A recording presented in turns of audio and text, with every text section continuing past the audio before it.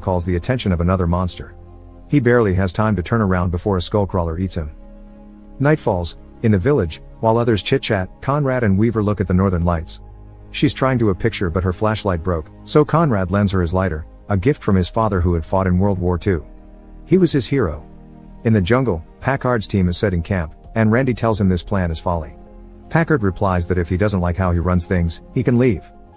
The next morning, the boat is ready to go. Hank retrieves the sword from Gunpei's grave to take it with him, since Gunpei had become his brother during the time they spent together. Everybody boards the boat and, after some extra effort to make it start, they finally set sail. While Hank tells them about the family he left behind, they received a call from Packard's team. They are asked to shoot a signal so they can find their location, and Packard does so.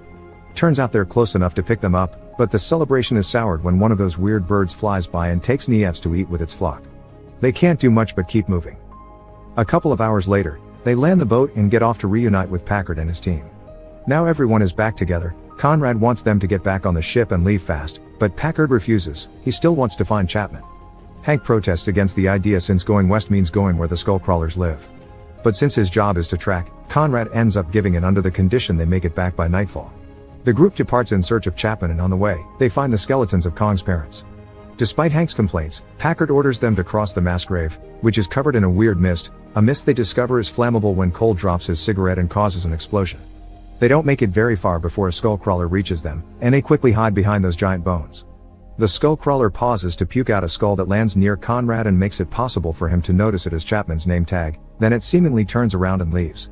The team thinks it's safe to come out, but when Rhonda's camera flash goes off, the skullcrawler jumps on it and eats him. Everyone opens fire, but it's hard to aim when the lizard hides in the mist. It suddenly shows up in front of Hank, who manages to cut it with a sword before it pushes him out of the way and eats one of the soldiers.